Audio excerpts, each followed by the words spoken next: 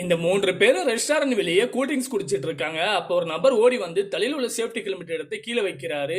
அப்புறம் அங்க இருந்த ஒரு டிஷ்யூ பேப்பர் எடுத்து தன்னுடைய முகத்தை துடைக்கிறான். அடுத்து அந்த பக்கம் இருந்த ஒரு கோட்டை எடுத்து அவன் போட்டுக்கிட்டான். பக்கத்துல உட்கார்ந்து இருந்த பெண் டே அப்படின்னு சொல்லி அந்த பக்கம் இருந்த ஒரு ஆண் நபர் வேணாம் அப்படின்னு சொல்லி தடுக்கிறாரு.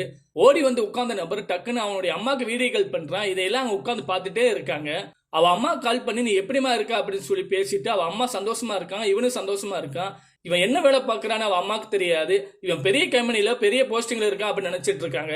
ஆனா இவன் பில்டிங் கன்ஸ்ட்ரக்ஷன்ல லேபரா ஒர்க் பண்றது அவ அம்மாக்கு தெரியாது.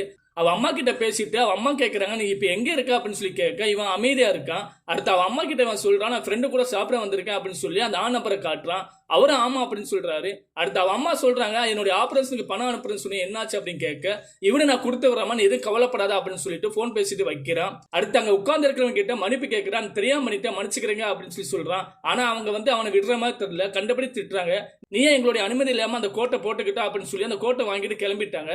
இவனு கவலையில அந்த இடத்துல உட்கார்ந்து இருக்கான். யாருக்கிட்ட பணம் வாங்கலாம் அப்படின்னு சொல்லி நினைச்சிட்டு இருக்கான். அடுத்து இந்த வீடியோ பாக்குறதுக்கு முன்னாடி உங்க ரிலேஷன் யாராவது ஃபாரின்ல இருக்கான் அப்படின்னா அவருடைய பேரை கமெண்ட்ல டைப் பண்ணுங்க.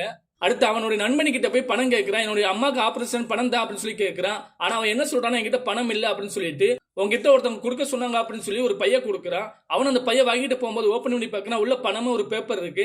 அந்த பேப்பரை படிச்சு பார்க்கறான். அப்பதான் அவனுக்கு தெரியுது யார் இவனை கோபமா திட்டினாங்களோ அவங்க தான் அந்த பணம் வச்சிருக்காங்க.